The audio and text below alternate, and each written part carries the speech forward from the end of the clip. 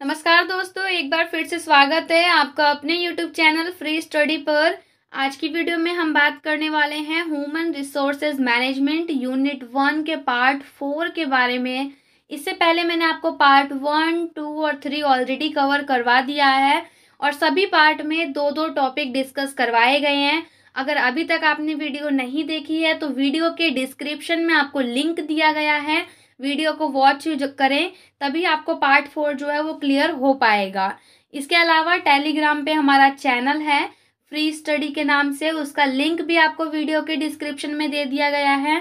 Channel को join जरूर करें ताकि आने वाली सभी छोटी बड़ी अपडेट्स और साथ ही साथ इम्पॉर्टेंट क्वेश्चन आपको वहाँ पर मिल जाएं। कोई भी डाउट हो, कोई भी क्वेरी हो, आप हमें मेल कर सकते हैं और डायरेक्टली हमें टेलीग्राम पे डीएम कर सकते हैं। तो चलिए हम अपने यूनिट को स्टार्ट करते हैं। तो यूनिट 1 में हमने बहुत सारी चीज़ें जो हैं वो देख ली थी।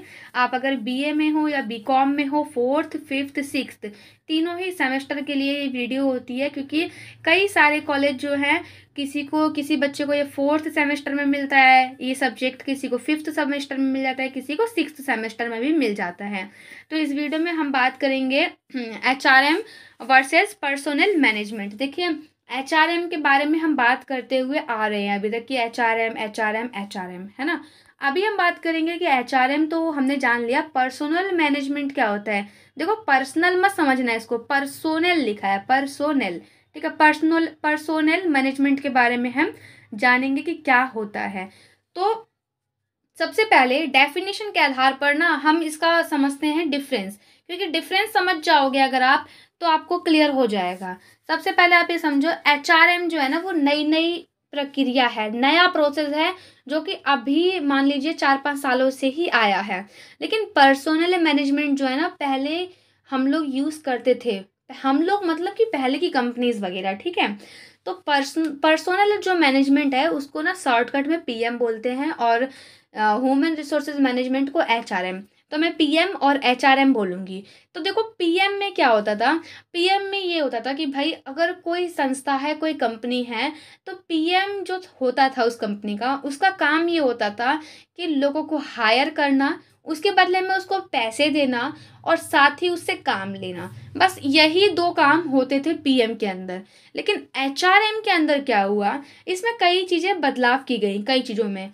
जैसे कि HRM में क्या होता है कि HRM जो होता है वो लोगों को हायर तो करता है, साथ ही पैसे भी देता है, सैलरी भी देता है, काम भी लेता है। बट डिफरेंस यहाँ पर ये है कि HRM में ट्रेनिंग दी जाती है, साथ ही डेवलपमेंट देखा जाता है वहाँ पे लोगों का, ठीक है। और वहाँ पे जितना भी एक ह्यूमन रिसोर्सेज के पास जितनी भी एनर्जी है उसकी उतनी एनर्जी यूज़ करवाई जाती है। यानी कि उसमें ये देखा जाता है कि ये बंदा हमें इतना काम करके दे सकता है और हमें इससे इतना काम करके निकलवाना है। बट PM में क्या होता था कि वहाँ पर हायरिंग कर दी और मतलब ट्रेनिंग जो है वो ना के बराबर, ट्रेनिंग मतलब ये है कि बस आपको जो काम करना है उसके बारे में समझा दिया गया, उसी बारे में, अलग अलग चीज़ों के बारे में नहीं, सिर्फ उसी बारे में बता दिए कि आपको ये काम करना है, छोटी मोटी ट्रेनिंग लाइक, और आपको उसके बदले में सैलरी दी जाती थी, ठीक है। तो डेफिनेशन के आधार पर पहले हम समझते हैं, HRM is a process of making the effective and efficient use of human resources so that set of goals are achieved। PM में क्या होता था कि focus on ordinary activities such as employ hiring और वही डिस्ट्रीब्यूशन सैलरी, ठीक है। यानी कि HRM में क्या होता था कि लोगों की हायरिंग करना, साथ ही उनसे उनके पोटेंशियल के अकॉर्डिंग उनसे उनका पूरा काम लेना एक दिन का, और साथ ही उनको डेवलपमेंट करना, उनको लोगों को सभी चीज़ की नॉलेज देना और ट्रेनिंग देना और उनका विकास। तो ये था HRM में। बट PM में ओनली लोगों को बुलाते थे काम के लिए सिर्फ, और पैसे देने के बाद उनको जो है घर भेज दिया गया। समझ रहे हो, मतलब कंपनी में काम करने आए और काम के बदले पैसे मिले और वो चले गए। तो ये दोनों में डिफरेंस है। फर्स्ट क्लियर हो गया होगा। देखिए दूसरा बेसिस क्या है, रिस्पेक्ट ऑफ एम्प्लॉयज़, यानी कि जो एम्प्लॉय हैं जो कर्मचारी है उनकी रिस्पेक्ट कहाँ पे ज़्यादा है, एचआरएम में या पीएम में? तो देखिए एचआरएम में क्या होता है कि consider employ as important asset for the development of organisation, यानी कि वहाँ पर लोगों को एसेट के रूप में लिया जाता है, कंसिडर किया जाता है। लेकिन पीएम में क्या होता है, पीएम में उनको एक लेबर की तरह लिया जाता है कि भाई ये हमारे लेबर हैं, मजदूर हैं, इनसे काम लो, पैसा दो और भेजो। समझ रहे हो? वही चीज़ है कि वहाँ पर उनको एसेट के रूप में लिया जाता है और यहाँ पे उनको लेबर के रूप में। उसके बाद तीसरा जो है बेसिस है वो है नेचर के ऊपर। देखिए ये एचआरएम जो है वो लॉन्ग टर्म प्रोसेस है और पर्सनल मैनेजमेंट जो है पीएम जो है वो शॉर्ट टर्म ये है प्रोसेस है। उसके बाद देखिए job design based on team work, based on division of labour, यानी कि एचआरएम के अंदर ग्रुप में काम होता है। जहाँ पे जिस कंपनी में अब एचआरएम आया है तो उनकी जो नई एचआरएम देखो क्या है, न्यू प्रोसेस है ना। तो न्यू प्रोसेस में क्या है कि अगर लोग साथ मिलकर काम करेंगे, ग्रुप में काम करेंगे तो कंपनी को ज़्यादा फायदा होगा। और अगर डिवीज़न ऑफ लेबर यानी कि अलग अलग तरीके से काम करेंगे, मान लो 4 लोग हो, आप ये काम करो, आप वो काम करो, आप ये काम करो, तो उससे क्या होगा कि काम कम होता है और सही भी नहीं होता है। जैसे कि आपने एक कहावत सुनी होगी, 4 लकड़ी को इकट्ठा कर दो तो वो टूटती नहीं है, एक एक को इकट्ठा अलग अलग रखो और तोड़ो तो आराम से टूट जाएगी। तो वही चीज़ है। नेक्स्ट देखिए ट्रेनिंग के आधार पर और डेवलपमेंट के आधार पर, तो आपको पता है कि एचआरएम में होता है क्योंकि वहाँ पर लोगों को ऑर्गेनाइजेशन के बारे में बताया जाता है, उनका ट्रांसफॉर्म्ड यानी कि उनको जैसे एक एम्प्लॉय है तो उसको लीडर बनाया जाता है ना। तो उनका क्या है कि ट्रांसफॉर्म्ड चलता है इनटू अ लीडर और उनको जॉब रिलेटेड ट्रेनिंग भी दी जाती है। बट यहाँ पे ट्रेनिंग तो मिलती है बट लिमिटेड ट्रेनिंग ही मिलती है। एचआरएम में क्या है कि भाई आपको ट्रेनिंग मिल गई, अगर आप कल को जाके दूसरी जगह भी जाओगे तो आप वहाँ पर एक अपना अच्छा फ्यूचर बना सकते हो। उसके बाद अगर बेनिफिट देखे जाएं तो यहाँ पर ऑर्गेनाइजेशन और एम्प्लॉय दोनों के बेनिफिट को ध्यान में रखा जाता है एचआरएम के अंदर। बट जो पीएम है यानी कि पर्सनल मैनेजमेंट जो है उसमें सिर्फ और सिर्फ ऑर्गेनाइजेशन के बेनिफिट को ही देखा जाता था। उसके बाद फ्लो ऑफ कम्युनिकेशन की बात करें यानी कि संचार की बात करें तो यहाँ पर एचआरएम में डायरेक्ट है, ओपन है, हम डायरेक्टली अपनी बात जो है आगे रख सकते हैं अगर हमें किसी से कोई प्रॉब्लम है तो। लेकिन यहाँ पर क्या होता है, इनडायरेक्ट वे में बात करनी, मतलब इनडायरेक्ट वे नहीं, इनडायरेक्टली बात करनी है। अगर हमें किसी से कोई प्रॉब्लम है तो पहले हम अपने जो है टीएल को बोलेंगे, टीएल मैनेजर को बोलेगा, फिर मैनेजर जो है वो हमारा जो पर्सनल मैनेजमेंट है उसको बोलेगा। ठीक है, तो यहाँ पर क्या है कि इनडायरेक्ट वे में बात पहुँचती है, डायरेक्ट कोऑर्डिनेशन नहीं होता है। साथ ही यहाँ पर ओपन मतलब पूरी तरीके से आप बोल सकते हो, लेकिन यहाँ पर बोलने का भी जो है, बोलने के ऊपर भी रिस्ट्रिक्शन होते हैं। उसके बाद अगर हम डिसीजन मेकिंग की बात करें तो अगर कोई भी मान लीजिए कोई भी रूल रेगुलेशन कुछ भी बन रहा है तो एचआरएम के अंदर क्या होता है कि सभी से पूछा जाता है। ठीक है, बट इसमें क्या होता है पीएम में पर्सोनल मैनेजमेंट में क्या होता है कि खाली टॉप लेवल के लोगों से ही पूछकर जो है वहाँ पर रूल्स वगैरह बना दिए जाते हैं। ठीक है, उसके बाद देख लेते हैं हम ये इसका मतलब होता है स्किल्स। देखिए यहाँ पे एक टफ वर्ड है लेकिन आप इसका मतलब जो है सेकंड मतलब जो है वो स्किल भी होता है, skill of human resources manager. यानी कि अगर आप ह्यूमन रिसोर्सेज मैनेजर हो, एचआर हो, तो आपके अंदर क्या क्या स्किल्स होनी चाहिए।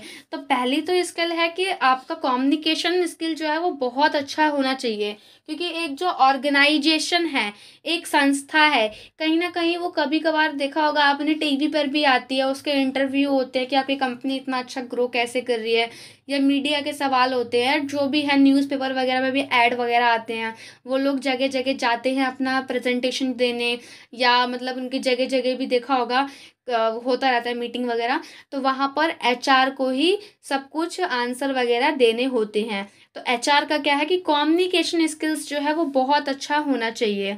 उसके बाद इमोशनल स्टेबिलिटी होनी चाहिए, यानी कि अगर कोई भी नियम कानून बन रहे हैं या कुछ भी चीज़ को फैसला लेना है या कोई भी अदर चीज़ है, तो उसमें वो अपने इमोशनल को एक हद तक ही मतलब उसमें ला सकता है। ऐसा नहीं कि भाई अगर वो कि आपके साथ कनेक्ट है तो आपके अगेंस्ट कोई फैसला नहीं ले सकता, इस टाइप से समझ रहे हो। मतलब उनको जो है ना अपने इमोशनल पर स्थिरता रखनी होती है। ऐसा नहीं है कि वो अपना जो उनका जो इमोशनल लेवल जो है वो रूल्स रेगुलेशन में लेके आएंगे कि नहीं भाई ऐसा होना चाहिए वैसा होना चाहिए, नहीं, वो अपना जो है ना अपनी जो भावनात्मक है उस पर स्थिरता रखनी होती है उनको। तीसरा है उनकी जो पर्सनैलिटी है वो डायनेमिक होनी चाहिए। डायनेमिक का मतलब होता है गतिशील। देखो पर्सनैलिटी से मतलब ये मत सोच लेना कि भाई अच्छे कपड़े पहन लिए, ये बाल है मतलब सेट वेट कर लिए हो गई पर्सनैलिटी, नहीं। पर्सनैलिटी मतलब मैंने इसलिए जानबूझ के यहाँ पर पूरी एक्सप्लेन करके लिखा है ताकि आपको समझ में आए।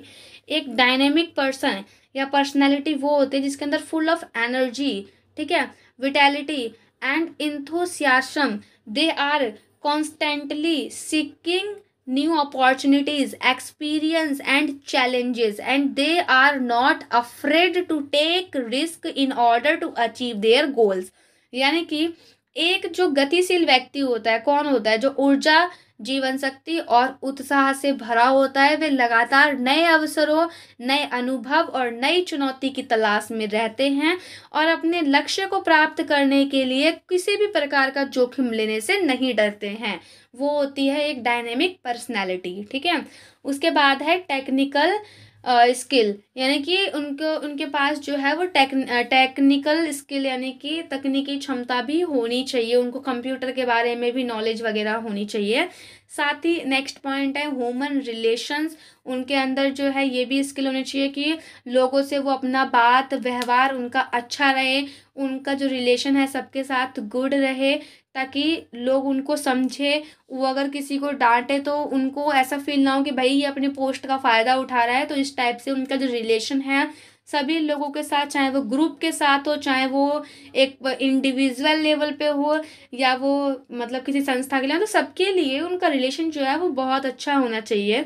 नेक्स्ट है उनका जो स्किल है प्रॉब्लम सॉल्विंग स्किल होनी चाहिए उनके अंदर। जैसे मान लो आप एचआर हो तो आपको भाई, आप कंपनी के एचआर हो, कंपनी में 20 लोग काम कर रहे हैं, तो हो सकता है कि उनके साथ कोई ना कोई प्रॉब्लम हो, तो जाहिर सी बात है वो अपनी प्रॉब्लम किसको बताएंगे, वो प्रॉब्लम आपको बताएंगे, एचआर को बताएंगे। मान लो ये ABC है, इन्होंने बोला मैडम मुझे कल, सर मुझे कल, मैम या जो भी है मुझे कल छुट्टी चाहिए, मेरे घर में ये प्रॉब्लम है, ठीक है।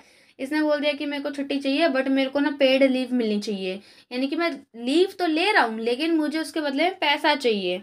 क्यों चाहिए, कुछ प्रॉब्लम हो सकती है भाई, ऐसी प्रॉब्लम जो जैसे मान लो कि कोई वहाँ पे वुमेन है, कोई प्रेग्नेंट है, ठीक है, तो भाई उसको छुट्टी तो मिलेगी, जाहिर सी बात है। जैसे कि गवर्नमेंट ऑफिसर या जिसकी गवर्नमेंट जॉब होती है उनको मिलती है 3-4 महीने की, है ना, या किसी की शादी वगैरह, तो उसने बोल दिया भाई मुझे पेड छुट्टी मिलनी चाहिए। इस टाइप से अगर किसी की भी कोई प्रॉब्लम होती है, इनकी मतलब मैंने बेसिकली नॉर्मली प्रॉब्लम बताई है। अब या इसकी प्रॉब्लम है कि भाई इसके साथ बन नहीं रही, ये बोल रहा है कि मुझे इसका बिहेवियर पसंद नहीं है, तो एचआर के पास ऐसी स्किल होनी चाहिए कि वो सबकी प्रॉब्लम को सॉल्व कर सकें। क्योंकि प्रॉब्लम देखो सबकी अलग ही अलग होती है, किसी की इमोशनली हो सकती है, किसी की मतलब मेंटली हो सकती है, मेंटलिटी अलग होती है, तो भाई सबकी प्रॉब्लम जो है वो अलग अलग होती है, ठीक है। उसके बाद है डिसीजन मेकिंग स्किल्स उसके अंदर होना चाहिए, यानी कि किसी कोई भी अगर उसको डिसीजन लेना पड़े तो वो सबके ऐसा डिसीजन ले जो सबके हित में हो, वो ऑर्गेनाइजेशन के हित में भी हो, जो वहाँ पर लेबर या जो एम्प्लॉय काम कर रहे हैं उनके हित में भी वो हो, और वो डिसीजन जल्दी से जल्दी और अच्छा डिसीजन ले सके। और सबसे बड़ी क्वालिटी या सबसे अच्छी क्वालिटी, नहीं सबसे अच्छी तो नहीं, यानी कि सबसे जो क्वालिटी होनी चाहिए, मेन क्वालिटी जिसे कहते हैं, वो होनी चाहिए लीडरशिप की क्वालिटी उनके अंदर होनी चाहिए। ताकि ऐसा ना हो कि भाई आप कंपनी के एचआर हो, अब आपको एचआर बना दिया, ठीक है, अब आपके अंदर लीडरशिप की क्वालिटी नहीं है, लोग आप बोल रहे हो कि आप बाहर मत जाओ, अंदर मत जाओ, ऐसे करो वैसे करो, लंच में लंच करना है, अभी लंच मत करो, मतलब छोटी मोटी बातें बता रही हूँ आपको। तो इस टाइप से ऐसा ना हो कि भाई वो आपकी बात माने ही ना, क्योंकि आपके अंदर वो क्वालिटी ही नहीं है लीडरशिप की। तो आपके अंदर लीडरशिप की भी क्वालिटी होनी चाहिए, ताकि लगे कि भाई हाँ मेरे से ये सीनियर है, मुझे इनकी बात माननी चाहिए, कुछ बोला है तो अच्छे के लिए बोला है। तो इस टाइप से उनके अंदर लीडरशिप की, यानी कि सबको एक साथ लेकर चलने की जो है क्वालिटी या स्किल जो है वो होना चाहिए। तो आई होप आपको ये दो जो है टॉपिक समझ में आए होंगे। अगर इसमें कोई डाउट हो तो आप कमेंट करके पूछ लेना, मेल कर सकते हो, जैसे कि मैंने पहले बताया टेलीग्राम पे आप डीएम भी कर सकते हो। तो मिलते हैं नेक्स्ट वीडियो में, तब तक के लिए जय हिंद जय भारत।